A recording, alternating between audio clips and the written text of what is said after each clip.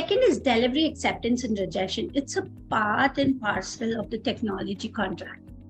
Yeah, just as I said that, you can decide whether you want to work with that person or not. Just when I was giving an example of an app or a website, it's usually there that you will see, if there is a website development, there will be 4-5 stages. Design, design, research, then there will be testing, then there will be delivery, and then there will be maintenance. Okay. Now, in any of these parts, there will be an acceptance of it. There will be delivery, there will be acceptance, and if there is not acceptance, this is a rejection. If there is a rejection or a revision, it will again go back to the same circle where there will be again changes, delivery, acceptance, and rejection. And if it doesn't go through the same circle, then after rejection, it can be a call-off also of the entire agreement. Yeah, this is what delivery, acceptance, and rejection means.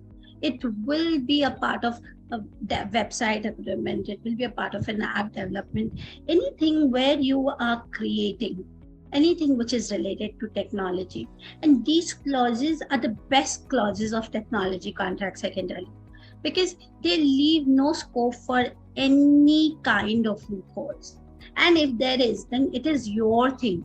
You as a lawyer have to read in between and ask the marketing, ask a vendor, redline the contract and raise those comments and say, hey, this is not specific. This doesn't look clear to me. Can you clarify? Yeah, definitely some points will come up. The questions raised will lead to more specification, will lead to clarity, will give amazing clauses in the contract, which is such, I would not say compartmental type clauses, but such clauses which will give you the beginning to the end without you thinking or guessing about it. But that's very important here. So there is a scenario here. The parties haven't laid down or clarified each other on delivery of the good of the product. As to when will the party deliver the product, that is, what is the deadline for the product, at what location. So what will happen? There's utter chaos. It will be a blame game, right? It will be like, hey, you've not given me. The other side will say, hey, you've not told me any date about it, or you just have given me the product to be developed. Hang on, I have many other things on my plate, right? So why does this clause become important? Because it lays down what conditions. So if there is a product or a good to be delivered, what condition should be the good, what should be the time and place of delivery, quality, time-bound delivery, what are the some of the other ways this clause could intersect with others. So here, when you read this, you will get it. It is intersecting with technical specification and termination.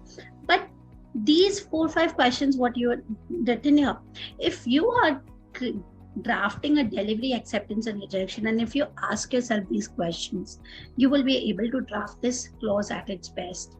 Yeah, where it will contain all of these. That what am I speaking about? What service? What code? What is going to be the time? What is going to be the place of delivery? Yeah, what is the quality that we're looking at? What is the time, total time bound for this delivery? Yeah, is there anything which can be made a part of this clause, which we will speak while I read this clause, the example clause. So look at it. Vendor shall deliver each deliverable to customer's facility located at such place, say Calcutta, on the following time frame. That is, say let's tomorrow's date. That will be considered as delivery here. Each delivery will be considered accepted when the customer provides written notice of acceptance. So there has to be written acceptance. That is how they are defining it. That is how both the parties are agreeing to it. B, after so many days after the delivery, so it's 7 days after the delivery, if the customer has not provided vendor with a written notice of rejection, the customer may reject. So it says after 7 days, I'm giving you in a hypothetical situation. So 7 days after delivery, if the customer has not first provided vendor with written notice of rejection, customer may reject a deliverable only in the event that it materially deviates from its technical specification. You remember we spoke about the technical specification in the first session of technology contracts when we were dealing with the other clauses in the last day, and only via written notice setting forth the nature of such deviation. In the event of such rejection, the vendor shall correct the deviation and re-deliver the deliverable within whatever number of days may be decided between the parties. Redelivery pursuant to the previous sentence will constitute another delivery. So it begins from the cycle delivery, acceptance, and rejection. So if it is a redelivery, it will be considered as a delivery, and then the parties shall again follow the acceptance procedure set forth in that section. Vendors' failure to provide deliverables that material conform to the technical specification may constitute breach of this agreement, and this section does not limit any remedy the customer may have for such breach. Yeah, so it's very clearly written that you meet the technical specifications of the good or the service that is to be delivered. Yeah, once you deliver, if it fulfills those technical specifications, it is accepted. If it is not accepted, how is it is accepted? By way of written confirmation. If it is not accepted and rejected, it will be considered a redelivery and will begin to the whole cycle of it.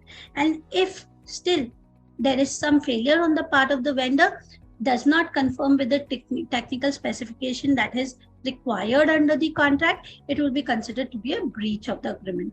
And the customer will have a right to seek remedy for such a breach. That is how important this delivery, acceptance, and rejection can be. It can lead to termination.